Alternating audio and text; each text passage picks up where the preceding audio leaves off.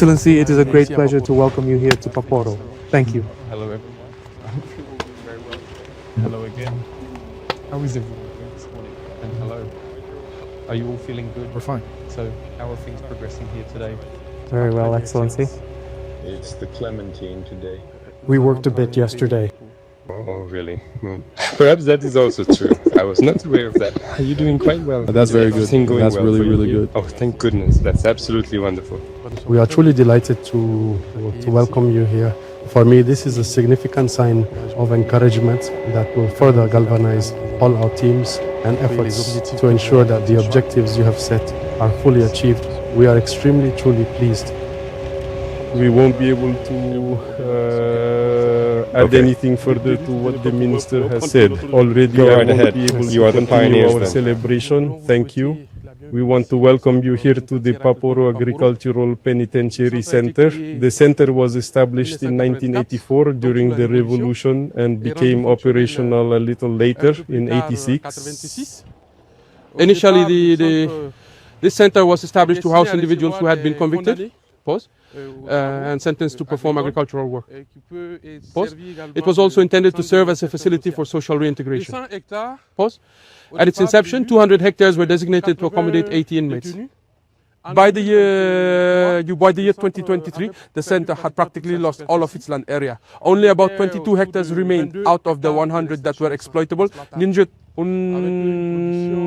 with an annual production of just 12 tons of cereals.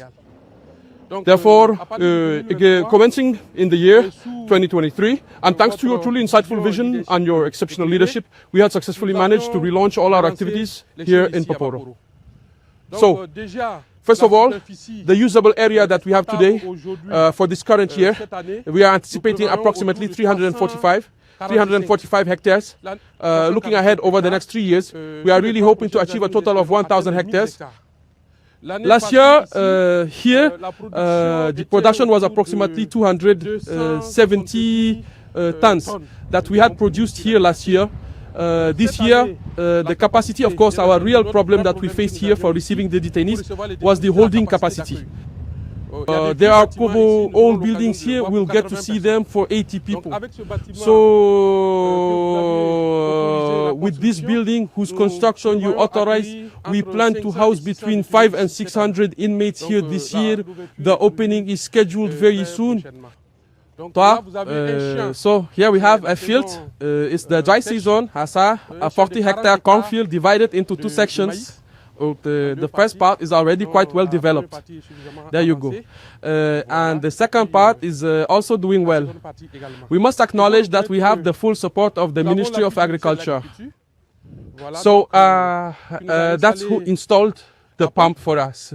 It's true that, the work wasn't completed early, which allowed us to cultivate a very large area because we were planning to do 100 hectares during the dry season. Right, so they finished a few months ago. Yes, it's true, we have a problem with the pressure for pumping, but we're working on it with Sonabel. So the crops here are mainly rice, corn, and sorghum. Last year, we grew during the season. Right, these are detainees who are currently, right.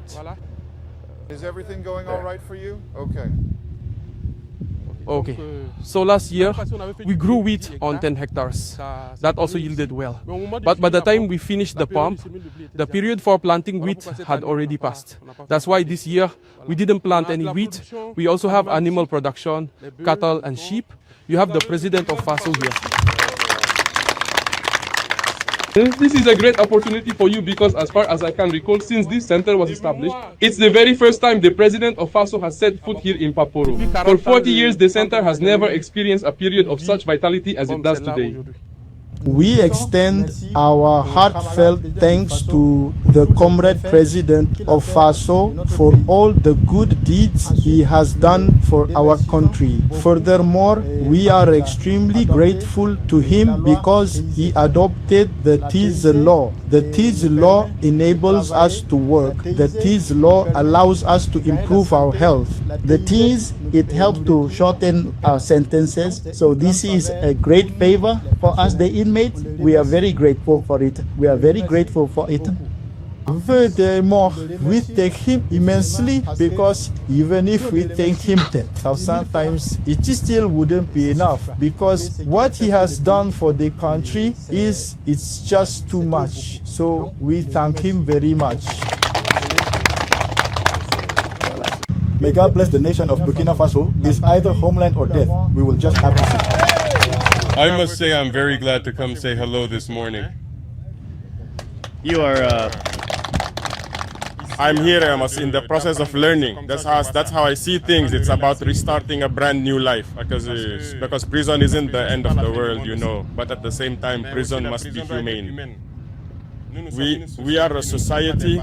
We are not barbarians. We are not violent people. We are an African society.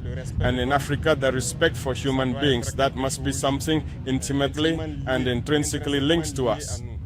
So, no matter what situation a man finds himself in, he must have a minimum of respect. It's in this sense that we have introduced, as he mentioned, the TIGs. To allow anyone who finds themselves in conflict with the law to have the opportunity to work for the nation, to receive proper training, and to come out of that experience having learned something meaningful, because many different things can lead someone to prison, and that's a life. It can very often be poverty, desperate situation that can force someone to act in ways that are completely contrary to their own personal values and beliefs. You might just go and borrow some money from someone, but then you were simply unable to pay it back. They will summon you, things will escalate quickly, and afterwards you could easily find yourself ending up in jail. That doesn't mean that you lack the will or the desire to repay the debt, but simply that you didn't have the financial capacity or the means to do so. So the laws and other things that we vote on, it's not mandatory for everyone to know, and we are currently fighting hard so that everything is translated into our languages for you to understand. So, out of ignorance, someone can find themselves in conflict with the law, not knowing how to act, and end up in situations like this. And so every situation is a lesson. The life you lead is a lesson for everyone. And when you leave this place, no one will be able to say they've gone through the same experience as you have. And we do not wish for our prisons to resemble those of the imperialists. We have decided to humanize our prisons. That is why we first began working with this sample group here, so that you can learn, retrain yourselves, and become useful to society. Tomorrow, you will be entrepreneurs yourselves, able to cultivate and benefit everyone. Secondly, we'll put all conditions in place so that if someone finds themselves in this situation, they won't be like what we saw before. That's why we've decided to construct buildings, the healthcare system, and everything else. We'll try to improve it to make it a place of learning. So that we correct ourselves, that we can fix our mistakes when we're in these situations. And also, we're going to reduce the number of prisons in Burkina, that's for sure. We will greatly reduce them and concentrate them in areas like this, production zones where people will learn a lot.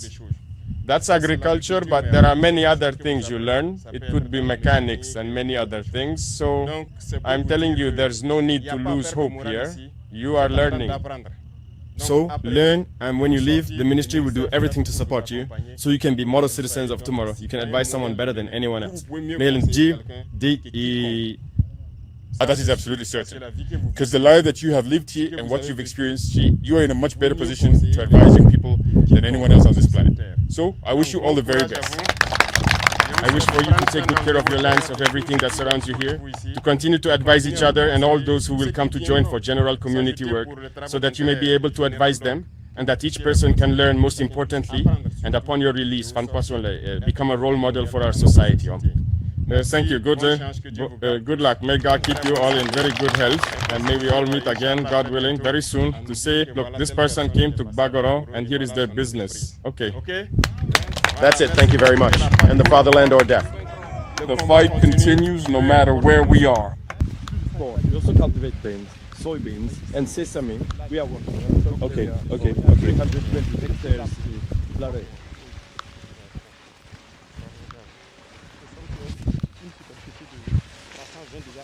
320 in wheat. Is work like this to expand your land? Okay. Yes, the land reclamation here. We've started also. All right. They've added another 100 hectares this year. Yes, it's been quite a while. What we must say is that we have already doubled what we need to feed all the prisoners in Burkina. Last year, production was 350.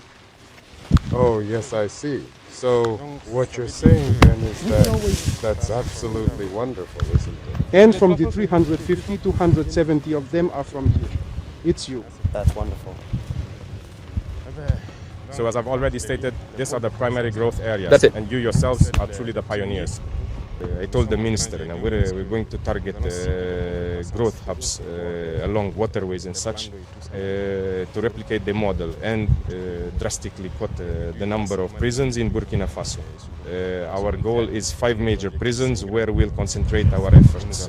So you are the pioneers here.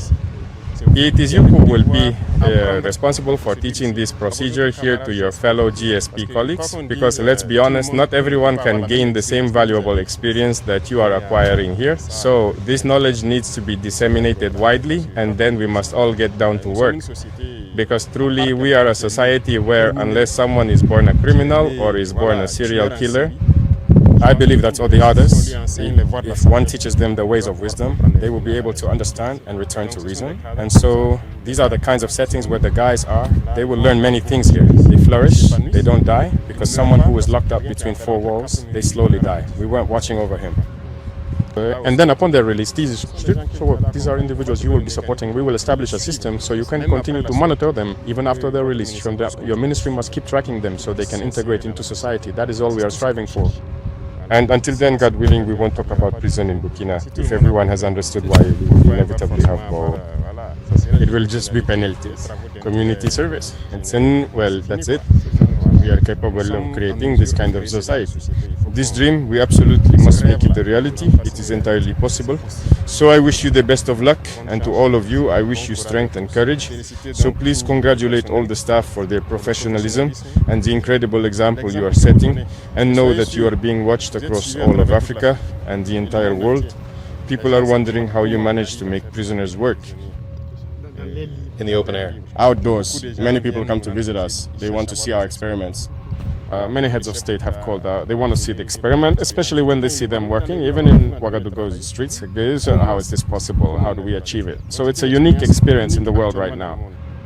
And we must manage to become the masters and to be able to gradually spread it to others. I truly believe that Africa needs this. So congratulations on all the hard work you've put in, and above all, good luck.